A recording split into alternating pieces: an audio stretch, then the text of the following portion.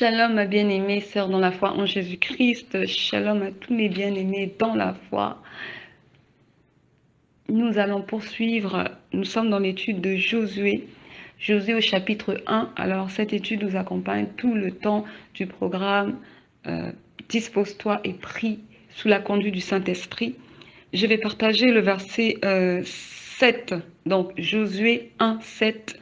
Père, je lis ta parole dans le nom tout-puissant de Jésus-Christ, ta parole pure et véritable qui nous sanctifie, de ta parole, Seigneur, qui nous affranchit. Amen. Fortifie-toi seulement et aie bon courage, en agissant fidèlement selon toute la loi que Moïse, mon serviteur, t'a prescrite.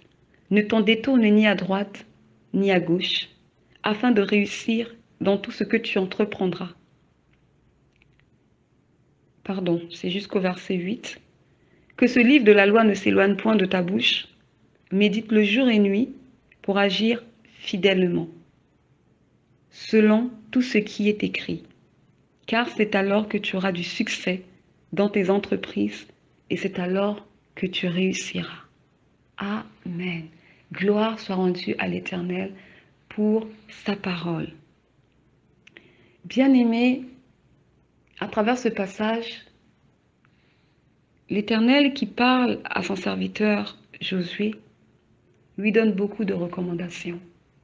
De la même manière que nous aussi, le Saint-Esprit nous donne des recommandations, il nous donne des directives afin que nous puissions continuer d'avancer sur le chemin que Dieu a tracé pour nos vies.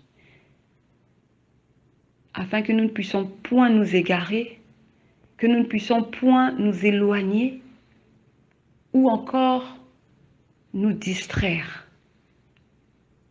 par la séduction de ce monde. Alléluia.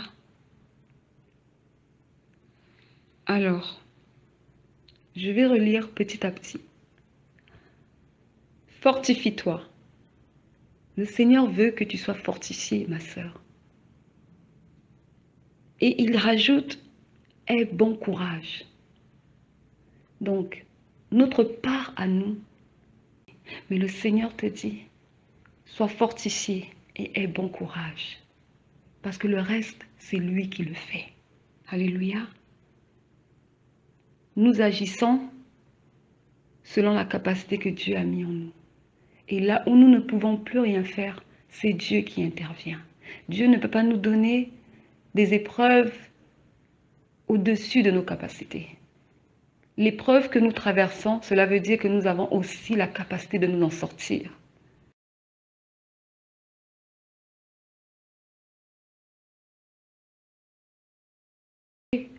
Fortifie-toi et aie bon courage.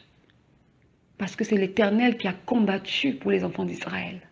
C'est l'Éternel qui a donné la victoire aux enfants d'Israël. C'est l'Éternel qui a conquis toutes ces terres pour pouvoir ensuite les donner aux enfants d'Israël. Mais qu'est-ce que Josué a fait? Nous allons lire.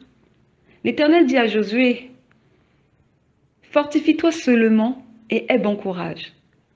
Ensuite, il ajoute ceci, en agissant fidèlement selon toute la loi que Moïse, mon serviteur, t'a prescrite.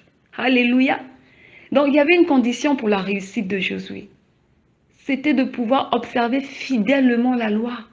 Tout comme nous devons observer et marcher dans l'obéissance des commandements de Dieu.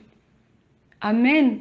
Afin de pouvoir demeurer dans les voies du Seigneur, afin de pouvoir continuer à entretenir une relation harmonieuse avec le Seigneur, afin de pouvoir être béni par l'Éternel, afin de pouvoir être préservé de tout danger.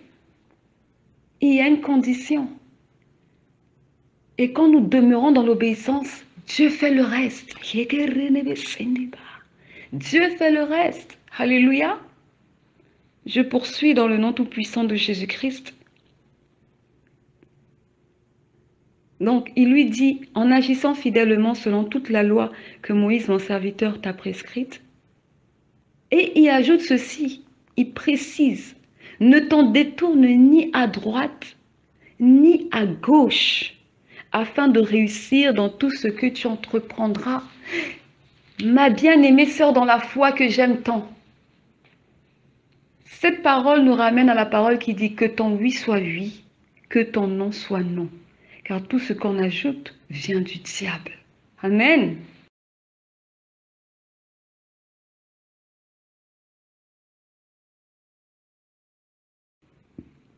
Et Dieu ici, il dit à Josué, ne t'en détourne ni à droite, ni à gauche, afin de réussir dans tout ce que tu entreprendras. Dieu s'attend à ce que nous puissions être des enfants intègres dans nos voies et fidèles à sa parole. Si le Seigneur a dit, je donne un exemple, il est écrit dans sa parole, et il y a beaucoup de choses qui sont écrites dans la parole du Seigneur. Saint-Esprit, aide-moi. Si le Seigneur te dit, je ne veux pas te voir dehors à partir de 20 heures. C'est une instruction qu'il t'a donnée. Mais malgré que le Seigneur te dit qu'il ne veut pas te voir à l'extérieur à partir de 20 heures, tu sors quand même à 20 heures. Mais c'est une désobéissance. Et quand tu es dans la désobéissance, quand on est dans la désobéissance, on est sous la malédiction. Quand on est dans la désobéissance, on pêche devant le Seigneur. Quand on est dans la désobéissance, on s'expose au danger. Parce que nous avons franchi la limite que le Seigneur nous avait donnée. Alléluia. Donc oui, l'Éternel est avec nous. L'Éternel combat pour nous, mais il y a des conditions. Et la condition pour nous, pour tout enfant de Dieu, c'est d'être d'abord obéissant à la parole du Seigneur.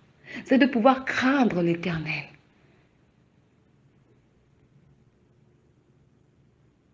Je poursuis.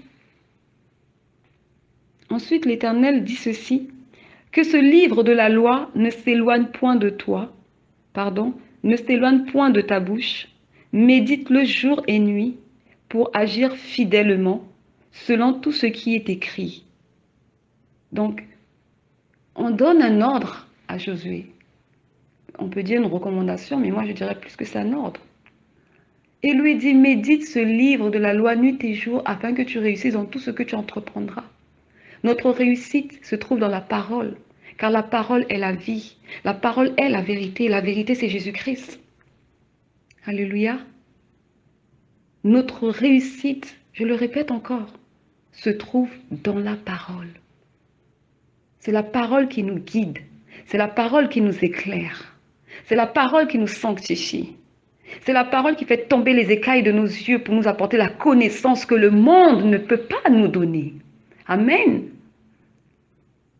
C'est la parole. Et si nous négligeons cette parole, si nous ne prenons pas le temps de méditer cette parole, alors qui va nous enseigner? La télévision? Internet? Le monde? Mais nous sortons déjà du monde. Nous sommes en Jésus-Christ. Alors enracinons-nous dans la parole du Seigneur Jésus-Christ. Amen. Enracinons-nous dans sa parole. Comme il est recommandé, soyez enracinés et fondés.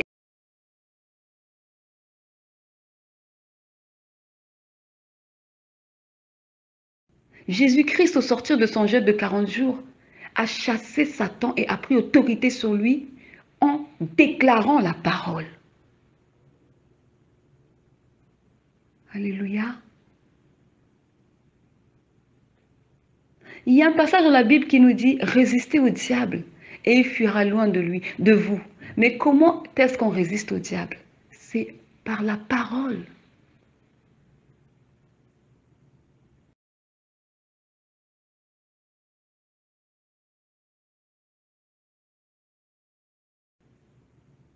C'est par la parole. Je vais donner un exemple. Une sœur en Christ qui est dans les fiançailles. Et le frère en Christ presse cette sœur pour pouvoir avoir des relations sexuelles avec elle. Mais si cette sœur craint Dieu, si cette sœur est enracinée dans la parole, elle lui dira non, nous ne sommes pas encore mariés. Il est clairement écrit dans la parole du Seigneur que nous devons rester chastes jusqu'au mariage.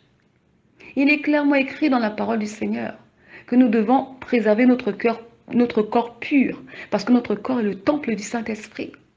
C'est la parole. Et quand nous déclarons la parole, elle nous sauve. La parole, elle nous délivre des griffes de l'ennemi, des pièges, des ruses du diable. Mais quand nous n'avons pas la parole dans notre cœur, quand nous n'avons pas la parole au bout des lèvres, qu'est-ce qui va sortir de notre bouche? Ce sera nos raisonnements, nos opinions, nos pensées charnelles.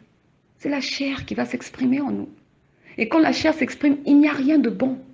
Mais quand l'Esprit de Dieu prend le contrôle, là, il y a productivité. Là, il y a la vie. Là, il y a abondance. Alléluia. Et je vais terminer.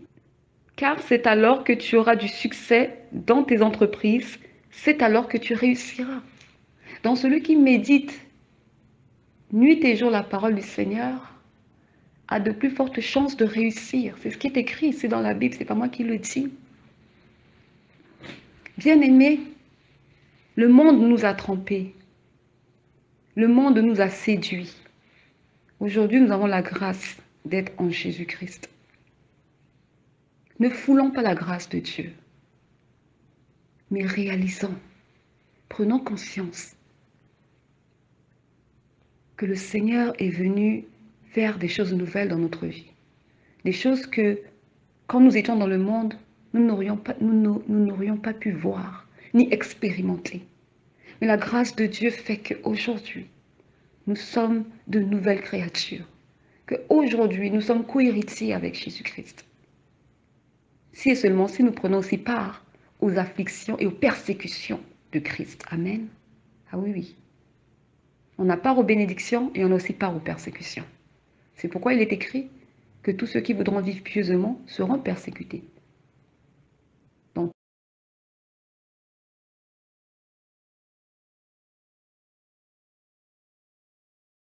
et ce n'est qu'en renonçant à soi-même, et ce n'est qu'en acceptant de porter sa croix que nous sommes dignes devant le Seigneur Jésus-Christ. Car il est écrit que celui qui ne renonce pas à lui-même et qui ne porte pas sa croix n'est pas digne de me suivre, n'est pas digne de moi.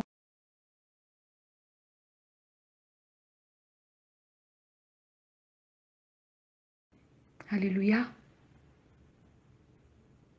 Donc c'est ce que je voulais partager avec vous. C'est le passage qui m'a interpellée, qui m'a vraiment interpellée. Et c'est ça que je partage. Parce que nous sommes dans les temps de la fin. Et les temps de la fin veut dire, c'est le temps de faire ton choix. C'est le temps de te décider. C'est le temps d'arrêter de tourner en rond. C'est le temps d'arrêter de vouloir jouer avec ta vie. Il est temps de savoir qu'est-ce que nous voulons de Dieu. Il est temps de savoir pourquoi nous sommes chrétiens, de réaliser. Il est temps de se lever et de dire, aujourd'hui, ma vie, c'est Christ. Aujourd'hui, je veux briller dans la lumière de Christ. Aujourd'hui, je veux être cette nouvelle créature qui va permettre aux autres de voir Christ en moi, le caractère de Christ en moi. Il faut prendre une décision. Les temps sont finis. Ce n'est plus le temps de jouer. De toute façon, dès lors qu'on donne sa vie à Dieu, on n'a plus le temps de jouer. Le temps est compté. Bien-aimé, il a été donné un temps à chacun. Mais nous ne savons pas exactement le temps qui nous a été reparti sur cette terre, à moins que Dieu ne nous le révèle. Mais si Dieu ne nous a rien révélé, nous ne savons pas. Alors servons le Seigneur dans la vérité, en esprit et en vérité. Adorons l'Éternel. Que toute la gloire soit rendue à l'Éternel. Père, je prie afin que tu bénisses ta parole. Je prie dans le nom tout-puissant de Jésus-Christ que tu parles à chacun de nous par rapport à ce verset qui a été partagé. Oui, Éternel, mon Dieu Père, que cette parole grandisse au-dedans de nous, que cette parole nous interpelle, que cette parole parle à notre esprit, que cette parole éveille et interpelle notre conscience. Et qu'à travers cette parole, ce passage qui a été partagé, révèle-nous, Seigneur, et communique-nous ta pensée à chacun de nous. Car nous avons tous été appelés différemment, mais pour le même but, le royaume des cieux. Alléluia. Shalom, shalom à vous, dans le nom tout-puissant du Seigneur Jésus-Christ. Que Dieu soit glorifié. Saint-Esprit, je te remercie de m'avoir conduit ainsi, de m'avoir conduit dans la parole de vérité et merci pour merci pour cette édification. Dans le nom tout-puissant de Jésus-Christ. Amen.